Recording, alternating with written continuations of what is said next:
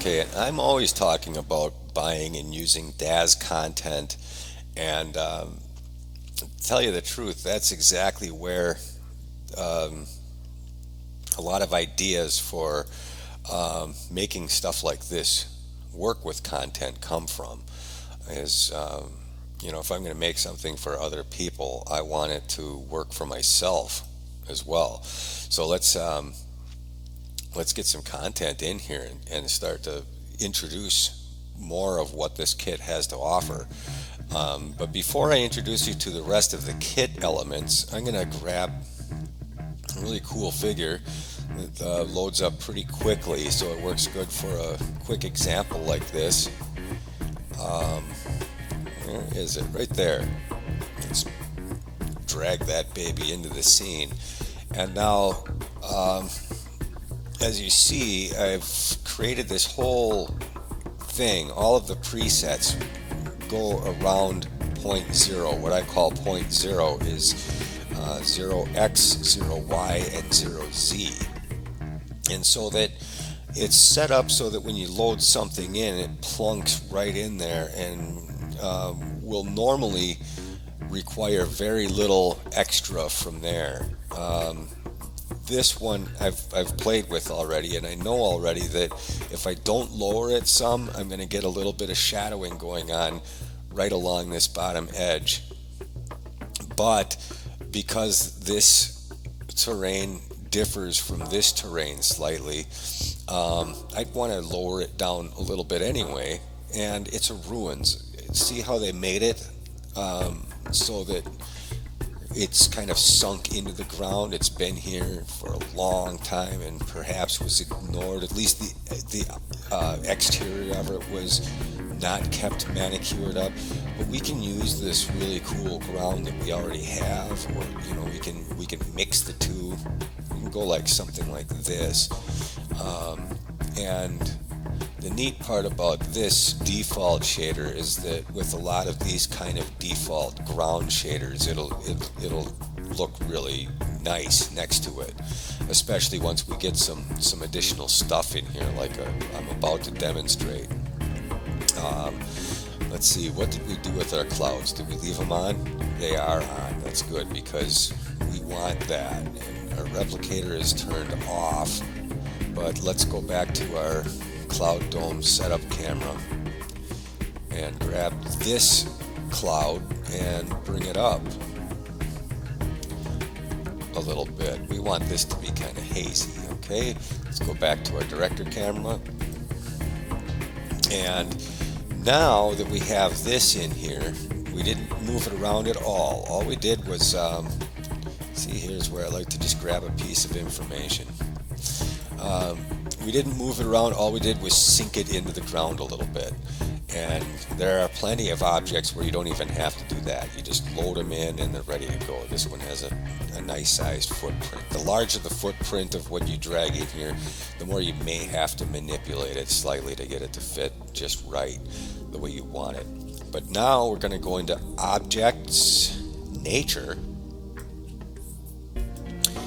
and Dartanbeck. And of course you can find me from there. This creatures thing I'm not going to show you yet because that's a top secret addition to Woodlands. Actually not just to Woodlands, it's to EnvironKits in general. And you can see that rather than using what you get, I'm using my original, which I still haven't changed the name on this. It's still called Environ Construction Kit. So mine differs slightly from yours in that respect. But now we've got these three blocks in your Objects Nature category in your Woodlands. Evergreen Grove block is the smallest of the three. Forest block 1 is a bit larger than that, and large woodland block is large enough to swallow this entire piece right here. So to keep things a little bit to scale, I'm going to close that down a little bit, and we're going to drag in the evergreen glow. See how fast that loads in? Everything in here is Carrara native, so it really loads fast.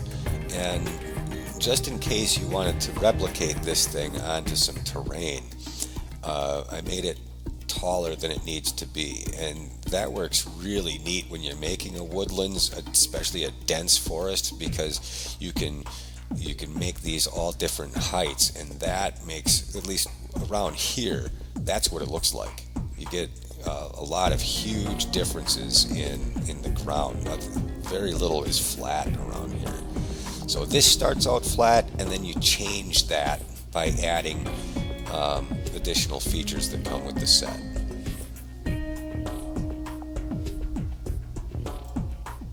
Now, this is the fun part of Carrara, is grabbing things and bringing them into your scene and arranging them around. So that's where I hope that you will at least somewhat agree that I've taken a lot of the more difficult, fussy part away and giving you an opportunity to just come in and play. That was certainly my intention. Okay.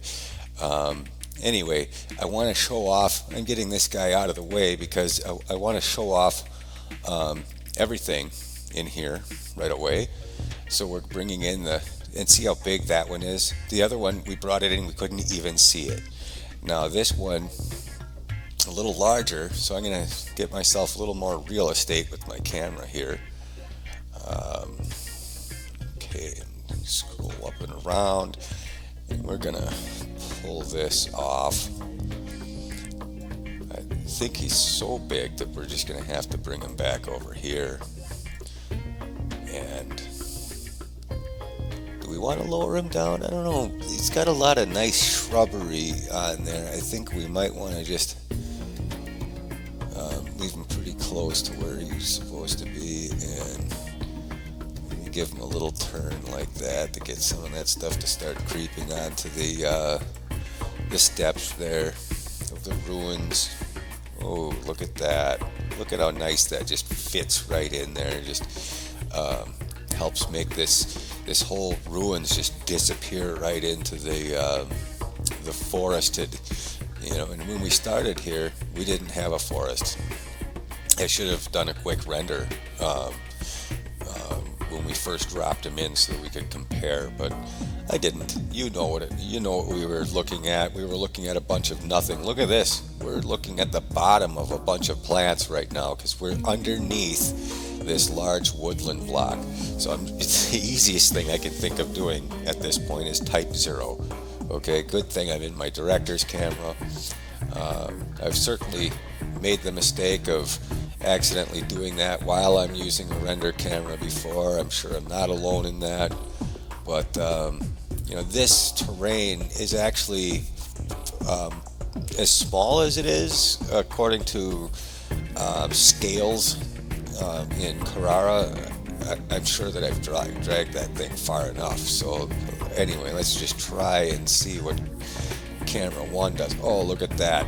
We are now in the middle of a woods. I'm going to bring that in a little closer, I think. Look at that. We're still getting the water in there. We've got some trees. Now what we can do, at least with the smaller one, is hit Control D a couple of times to duplicate that without adding more to our overhead in memory.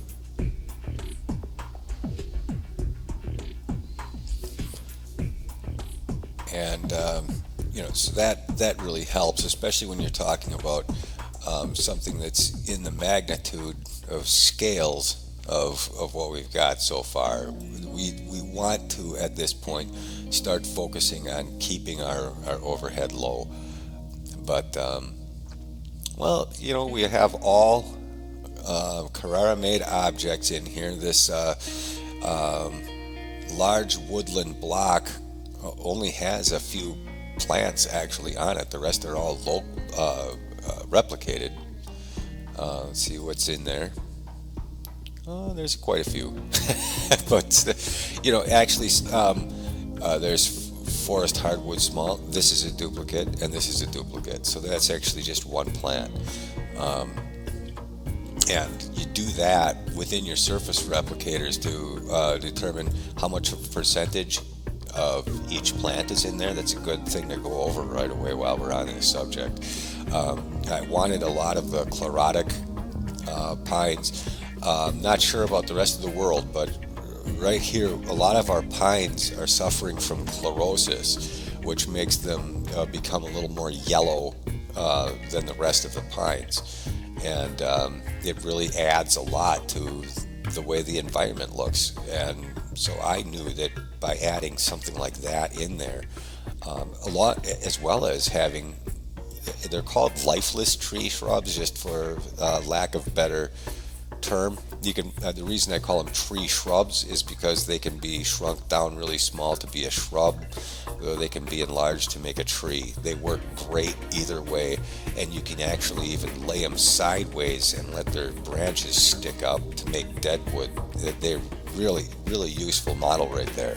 And again, all of this is made with the Carrara plant editor. But this is how you tell the surface replicator what percentages of which plants you want replicated.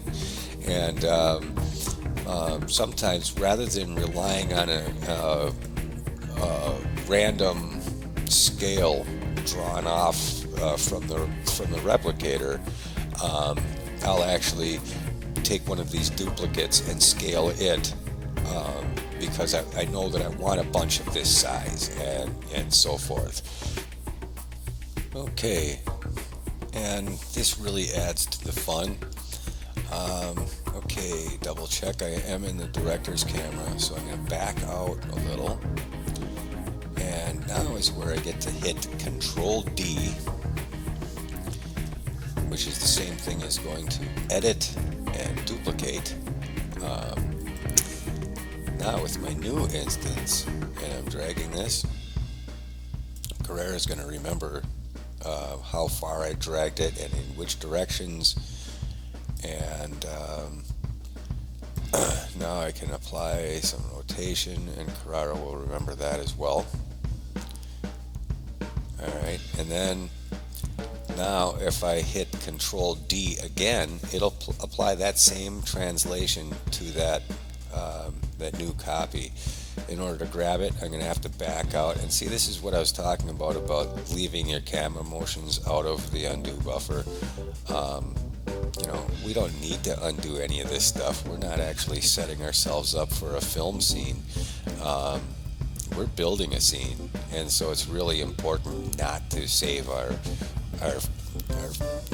camera changes onto the undo buffer. So that's where this director's camera is a real lifesaver, because there are a lot of times when you really just want to do some undoing and get back to where you once were. The neat thing about Carrara remembering what you do is when you apply your next duplication, and then it simulates that once again. The neat part about that is that you won't have to go through and rotate things like that. The only reason I did that here is because we have some shrubbery here that I want to see on this block behind here. And now I want to put something into the edge of this camera from up this way, but just a little. I don't want it to block my view at all. And see, now I'm getting that, and I might want to bring it a little bit more in and a little bit up. I'll show you what I mean in a second. Just a little more in and just a bit up. Now let's see what that did to my film camera. And see, I wanted to catch some of this shrubbery coming in. I've got enough of this tree, and hopefully I'll still be able to see some of this shrubbery back in here. Okay. Boy, that was really quick, really simple, and right now is a beautiful time to take a render of this and see what we have. Instead of making you sit through the whole render, I'll get it started here, and I'll come back when I have something to show for it. All right. Okay. We're still rendering. Thought I'd come back right away and mention that I had forgotten already that I had lifted that ground fog up, and see how effective that is, and I can see how you could either really like that in here, or perhaps you'd like to not have that in there and bring it back down. I can totally see either way. In this situation, it's really neat. It adds a lot of mystery to what's going on, and I'm still getting my shrubs in over here. It looks like that block is, oh no, that's a shadow right there. Okay, or either that or that's the corner of the block and it's a little too high. I think I might have to bring that down just a hair. And noticing how these colors don't entirely match up here, and if you run into that and you don't like that,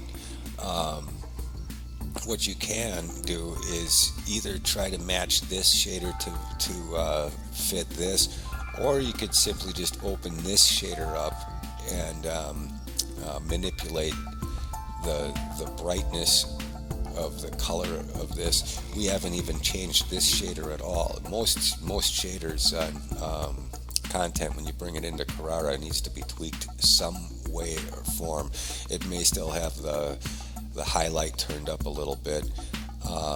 Personally, I would work with that just a little bit, and we'll discuss that a little bit in a second here. It looks like we're all done rendering already. But now, the one thing that I think about this fog is that it's hiding too much of this water, and that's where I'd like to kind of get that back under control a little bit. But you see how simple that was. I mean, we went from a scene that was blank. You could see the horizon so well that we had to break it up by putting a distant terrain in the background, a terrain that we could now delete and remove from our resources entirely. We've got some really nice trees in our way and in the background, and cruising all the way as far as our eye can see. And with the size of this large terrain block here, we could put another one back in here, climbing up off, and the possibilities are really quite endless. We could even have some shrubbery that ends up right here. Keeping that in mind, I'm going to show you where you can find the rest of the things that come with this kit. So first, what I'd like to do is introduce the rest of the kit to you, and then I think it would be a good idea to make the corrections that I had noted when we looked at this render. One being the fog here, and the other being this here. Oh, and we also have to bring that block down. Okay, so first of all, we're going to go to the browser. We're already in the Objects tab, so if we scroll up to Leaves, we have the D'Artanbek berries.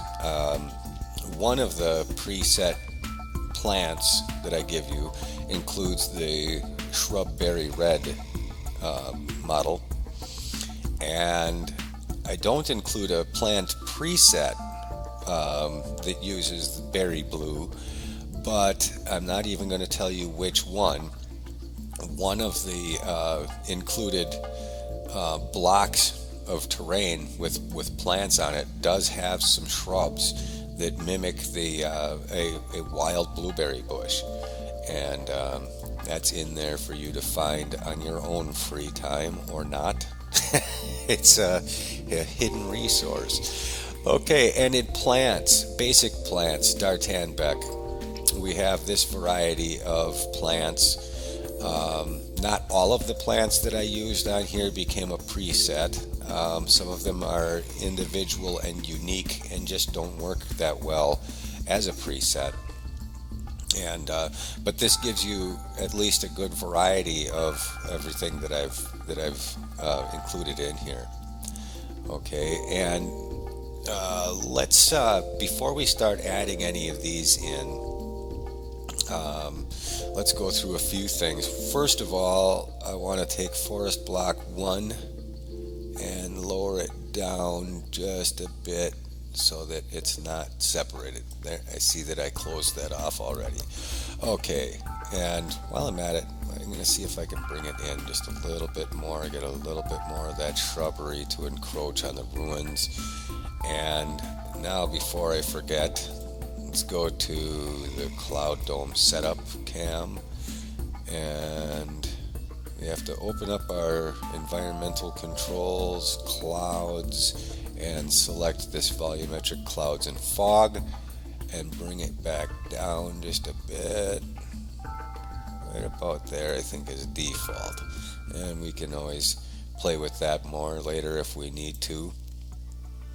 And the other change that we wanted to do, let's go back to Director's Cam before we forget, is we wanted to address this right here.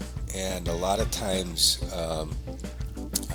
people will just try and break up that by putting models in the way, which is certainly a suitable way to do it. Another thing you could do is to try and take the ruins and sink them far enough in so that what is actually touching is stone, and then you're going to have less of a noticeable difference. You can always do that. I'm going to undo it. Okay, now in a figure model, the way to get to the entire list of textures in most situations is to select model and then click your paintbrush to enter the texture room. Before I do that, I only want to make these changes once, as much as possible. So I come in here, remove unused masters, and consolidate duplicate shaders just in case. Okay. Now we have these individuals here, and that may really help us out. Let's go ahead and take a look.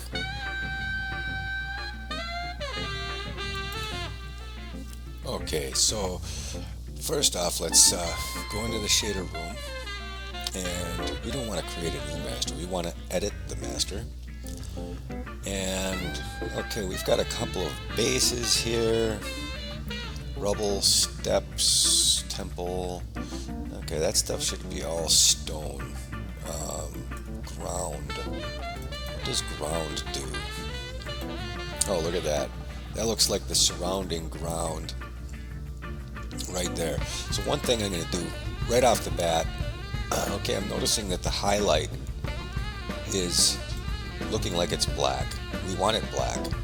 It doesn't matter on this particular one, but when I mentioned that there's quick fixes that you can do to Carrara shaders to make content work, and I'm talking about turning the highlight to 0, the easiest way to do that is to click this little triangle, and that'll make it black. Okay, which is the same thing as opening this up and bringing it to 0, 0, 0, 0, 0. Black equals 0 in RGB. Okay, but that doesn't matter on this one, because what I'm going to do to test to see if this works is I'm going to set this ground shader to the same shader that our terrain is using, which is DB distant terrain currently. If this works, that'll be really neat, because then our other terrain shaders will work on it as well. So let's just do a quick little spot render there, see if that change did anything to our liking. Sure enough, Look at that, fixed, just like that. So now I'm going to go ahead and do a render of this now that we've made those few changes, and we'll come back after it's done rendering and explore some more. Okay, look at this. This turned out really neat. Now we can see the sky, yet we still have some encroaching fog coming in. Oh, sure, we can see the water now. It's still a little bit diluted. We don't quite catch all of the reflections because of the fog, I think. Oh, look, the shader trick looks to have definitely worked to a certain degree. Definitely an improvement. And I'll show you that maybe, if we use the other shader pack that I've included with this in there, it uses a texture map that's tiled, and it uses a lot of bump with it, and that might actually eliminate that. So let's take a look at those tweaks, and that'll let me introduce the shaders of the set into the kit.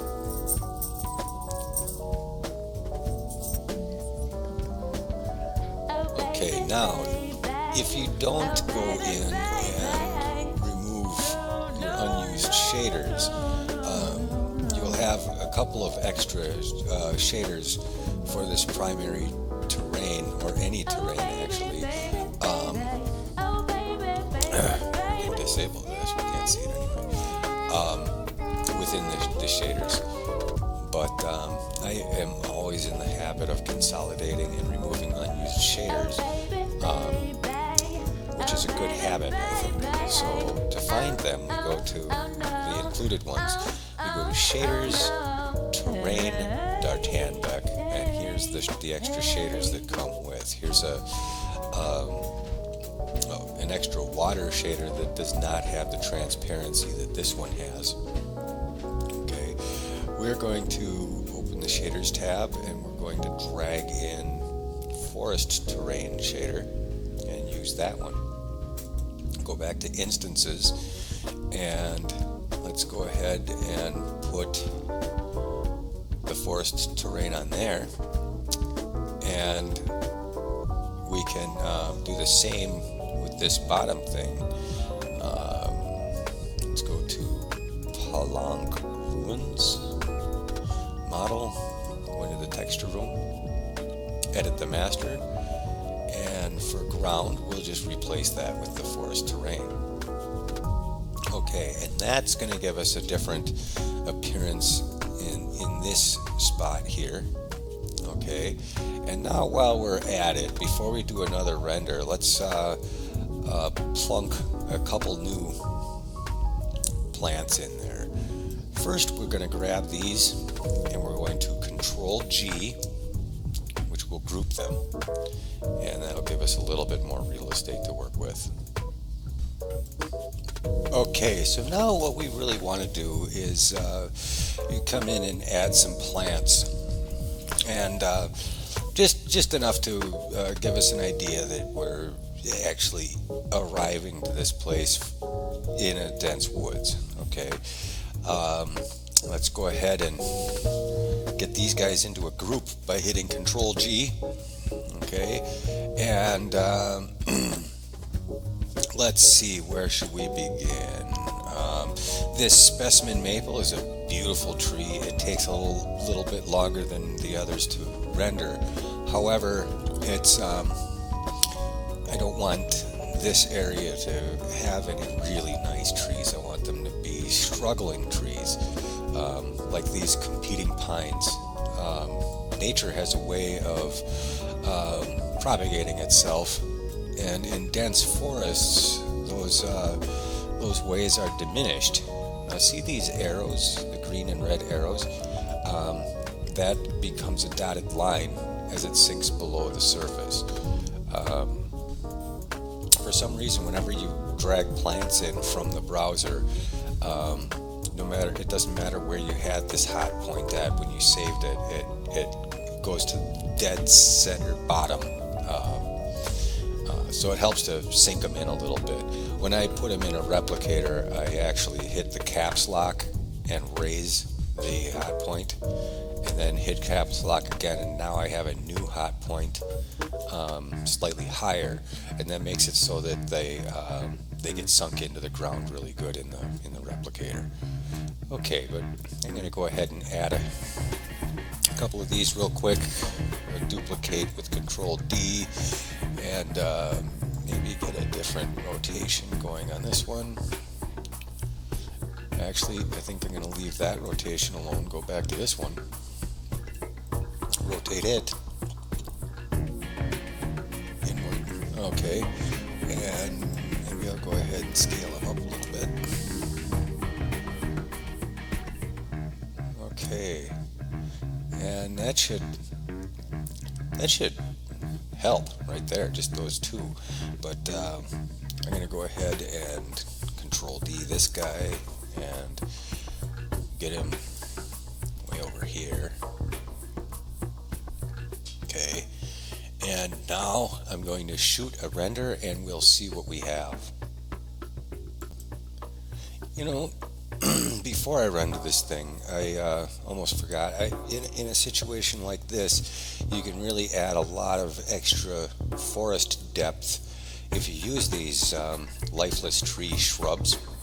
Okay, because they add branches without leaves, which adds depth and kind of a realism, you know. As I was talking about nature propagating itself, well, when they can't get away in the proper way that they're intended to get away from each other, they compete and some of them die. So we'll go ahead and make this duplicated one. I'm gonna drag him right down to the ground, rotate him around like this, make some dead wood on the ground going on here, a little bit more rotation on this end, put him down. Okay, and put him in, up. Okay, maybe do a couple more like him. Control D.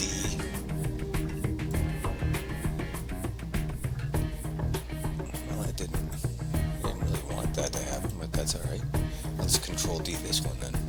Okay, and we come over here, we add some more lifeless trees over here. And now I don't want to duplicate that one either because I went way too far with them. So I'll select this one again, then this one, and we'll Control D. Go a little ways the other way, shrink them a little bit, rotate them a little bit, and now we'll Control D and put him in a different spot. You don't need a whole lot of this thing, just enough to add some believability to our forest. And let's grab this second one. Oh, he's not second anymore. He's over here. No. There he is. We're going to Control D that guy. And get something laying on the ground amongst these guys, because that just looks cool. And I might be even out of our camera range right now. Let's take a look. Sure enough. Let's leave that one selected and grab, what is it, these? Something like that. And we're still leaving this pine out there, which is cool. Let's go like that, maybe off to the side a little more.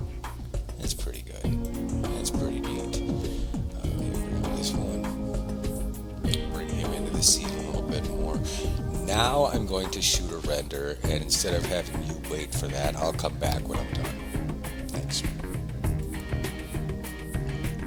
man, look at this render. Okay. And I was really delighted to see this transition down here, because that really turned out nice. You can tell that the tiling that's going on, because this is a vast terrain, ends up being a lot smaller scale on this, but it matches so well that that is so nice. And then, like I was saying too, is some of this dead wood that I put in here is actually a little bit out of the camera's reach. But you need stuff like that. You don't want to see the base of everything. You want that continuity of the fact that you're coming through something. And sometimes it's so even nice to even make sure that some foliage is really close up right here. That's always a neat thing too. This tree turned out beautifully framed, actually not framed, it's right in there. And then this dead wood shows up really nice here. None of that ground stuff that I put in is showing up. The stuff that I laid down on the side, which is fine. That's what these little sprigs are here that you're seeing coming up in here. And the thing is, when you actually see those things laying on their side, especially nestled into this leafy forest ground, it really looks sharp. But I'm really happy with how this turned out. I didn't practice this ahead of time. I just built this on a whim just to show you how the setup works with content. And I can't be happier at this result. It's really good demonstration of what this product does. And this was just the base scene with no trees in it just a few minutes ago. Isn't that amazing?